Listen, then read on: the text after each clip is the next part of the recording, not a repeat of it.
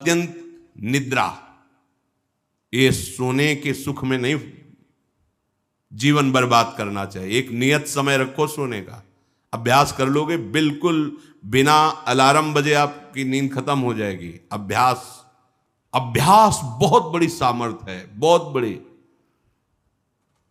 अगर नींद लेने का आपने अभ्यास बना लिया है तो यह आपके जीवन को नष्ट करने का बहुत बड़ा साधन बन गया।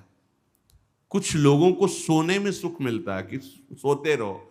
भैया कमाने आए हो, बड़ी मुश्किल से पास बना है इस भारत भूमि में तुम्हारे जन्म हुआ, मनुष्य होने में कुछ दिन के बाद ये सब खींच लिया जाएगा। सोने में समय क्यों बर्बाद कर रहे हो? कमाओ, सत आचरण करो, समाज को सुख पहुंचाओ, नाम जप करो, बड़े बुजुर्गों को सुख पहुंचाओ, किसी को दुख ना पहुंचाओ। ये कमाई कर लो। कमाई करने आए हो या तुम्हारा कुछ नहीं, कुछ नहीं, न था न है न रहेगा। होश में तुम्हें जो पद मिला है, जो सामग्री मिली, जो जीवन मिला है, लगा दो पर सुख में और निरंतर भजन करते हुए जीवन मुक्त हो जाओ।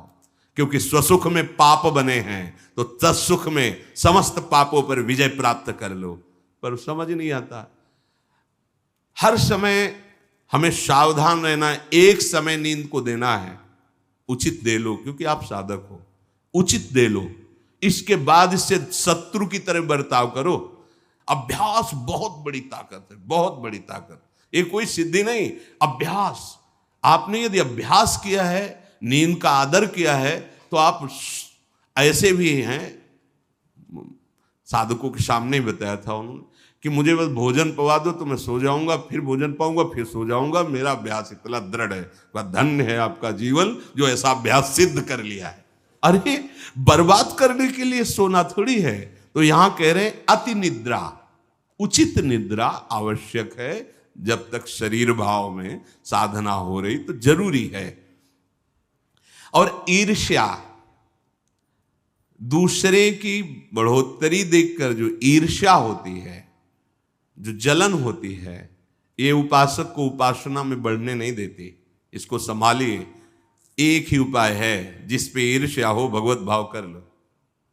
प्रभु मैं आपको जान नहीं पा रहा हूं, फिर भी मेरे अंदर में आपके प्रति, आपके ही प्रति है, क्योंकि आप ही हैं ना। प्रभु मेरा सुधार कर दो, बहुत जल्दी सुधार हो जाएगा। मोह, भले परिवार में रह रहे हो, पर इतनी तो बात समझ लो, ना वो तुम्हारे हैं ना तुम उनके हो। ये तुम्हें समझ में भले ना हो, पर डाल लो। सुत बनितादि जान स्वार्थ रत, ना करू नेह सभी ते, अंत ही तो ही तजेंगे पामर, तू न तजय बहीते। जैसे आप स्टेशन में होते हो तो किसी से मोह थोड़ी करते हो। बैठे हैं सब आसपास, कोई चाय पी रहा है, कोई हंसी मजाक कर रहा है, बातें कर रहे हैं, सब मिलान हो रहा है। गाड़ी आई, किसी से कोई मतलब नहीं, अपनी गाड़ी में। ऐसे ही जैसे प्याऊ में हम खड़े हैं, भीड़ है, पानी पिया, चल दिया। ऐसे ही आपको समय मिला है 70 वर्ष, 80 वर्ष, 100 वर्ष, उन जनों के बीच में रहकर अपनी गाड़ी का इंतजार करो और भगवत प्राप्ति करके अपने परम धाम जाओ। पर अगर नहीं समझ पाए तो ये माया ऐसा लगती, मेरा पुत्र, मेरी पत्नी, मेरा परिवार, मैं, पूरा समय चला जाता है। फिर जिनको तुमने मैं करके अब वो अंतिम समय दिखाई देता है, कोई अपना नहीं, कोई अपना नहीं। अभी मतलब आप तो अपने ही घेरे में हैं, जैसे अपने लोग भ्रमण किए तो देखा है।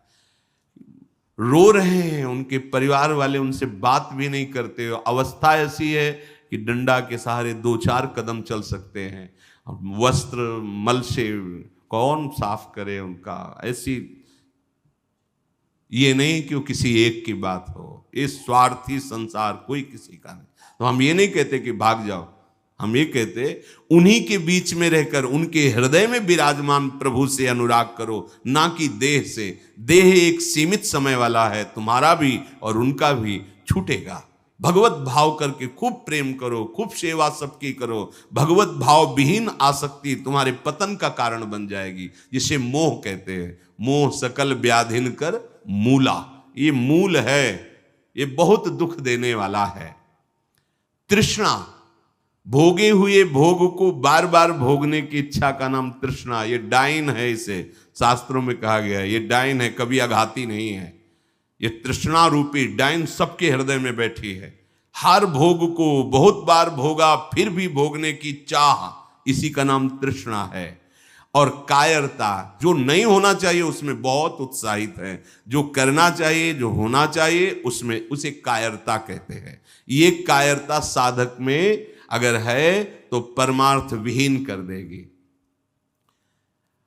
दूसरों के गुणों में दोष देखना और निंदा करना, द्वादशैते महादोषा, ये महान दोष है। धृतराष्ट्र जी से कह रहे सनत सुजात जी, इन्हीं दोषों के कारण हृदय में बैठे हुए भगवान का साक्षात्कार नहीं होता। ये प्राणों का नाश करने वाले, ये प्रज्ञा का नाश करने वाले, ज्ञान नेत्रों को ये ढक देने वाले दोष हैं। शोक, क्रोध, लोभ, काम, मान, अत्यंत निद्रा, ईर्ष्या, मोह, तृष्णा, कायरता, गुणों में दोष देखना और निंदा करना, ये 12 महान दोष साधक की साधना का नाश करने वाले हैं। भगवत अनुभव इन्हीं के कारण नहीं हो पाता। भगवान हृदय में है पर हमें अनुभव क्यों नहीं होता? इन 12 दोषों के कारण। राजेंद्र, जो लोलुप पुरुष, क्रूर कर्म करने वाला, कठोर वाणी बोलने वाला, कृपण स्वभाव वाला, मन ही मन दूसरों के प्रति जलने वाला और अपनी प्रशंसा करने वाला है, वो निश्चय ही भगवत मार्ग में नहीं चल पाता है, भगवत मार्ग का वर्ण नहीं कर पाता है। जो संभोग में मन लगाने वाला, हृदय में विषमता रखने वाला, अत्यंत अभिमानी स्वभाव वाला, दान दे करके जलन करने वाला, मैंने क्यों दे दिया, दान देकर जलन करने वाला, आत्म श्लाघा करने वाला और असमर्थ होकर अपनी बड़ाई, लंबी लंबी बातें करने वाला, ऐसा पुरुष भी परमार्थ पर चलने की योग्यता खो देता है।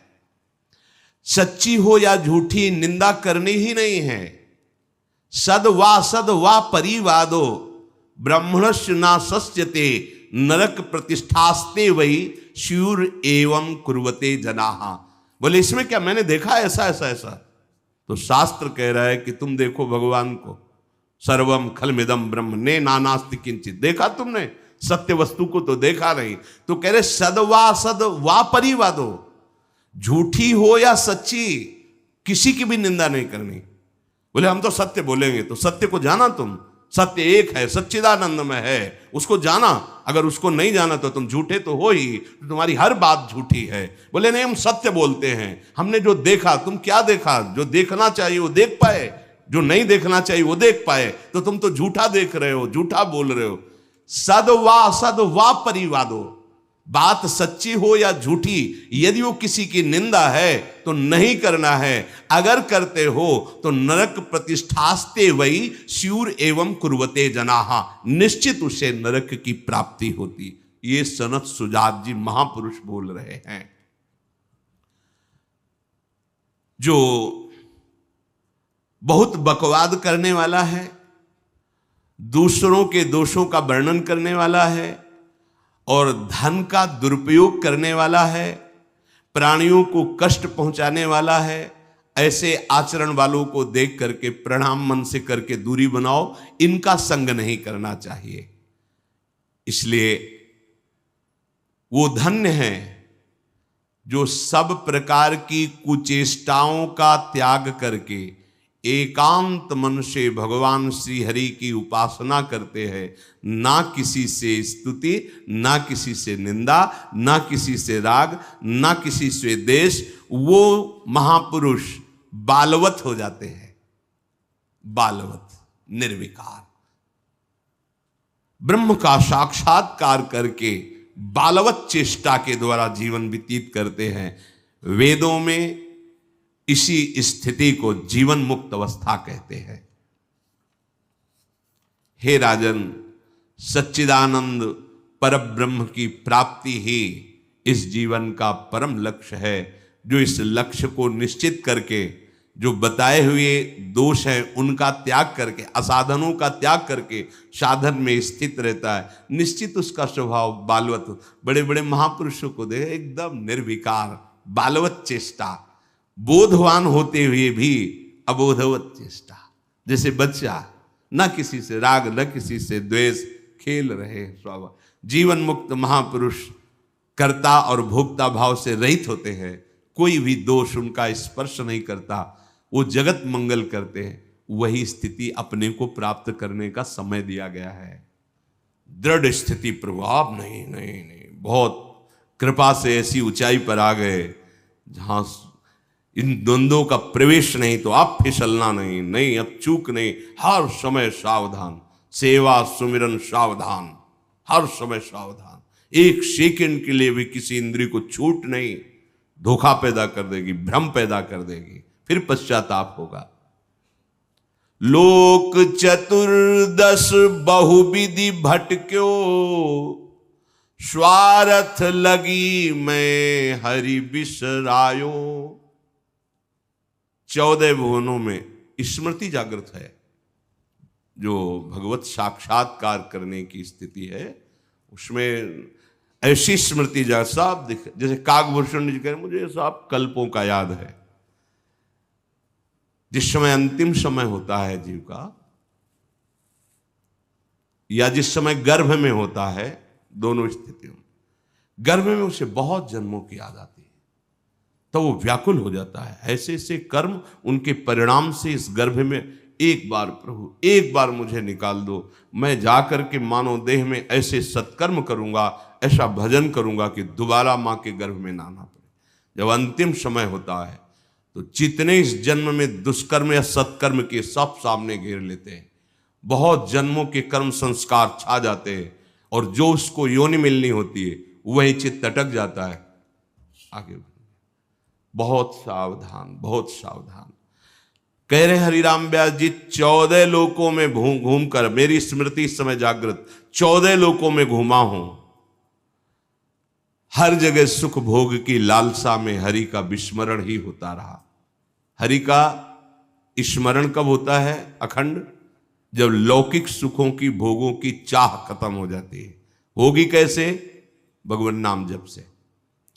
हरि का विस्मरण कब होता है? जब किसी भी भोग में महत्व करके भोग रहे होगे, उस समय हरि, और अगर हरि स्मरण है तो उसमें सुख नहीं मिल सकता, क्योंकि सत्य प्रकाश तुम्हारे साथ है। इसीलिए बड़े भाग्यशाली जन हैं जो रात दिन नाम का पहरा बैठा लिए हैं। रात दिन नाम, उठे बैठे चले फिरे खाए पिए सब क्रियाएं हो रही, पर भगवत स्मरण परायण बड़े महत भाग्यशाली। ये जो लोग कहते हैं ना, अरे नाम में रुचि नहीं हो रही, नाम चल नहीं रहा, भाई सिद्ध तो नहीं हो गए ना। रुचि तो भोगों में है, अब नाम अरुचि पैदा करेगा भोगों में, फिर नाम में जब रुचि आएगी तो नामी का रूप झलकेगा। धैर्य पूर्वक जपिए।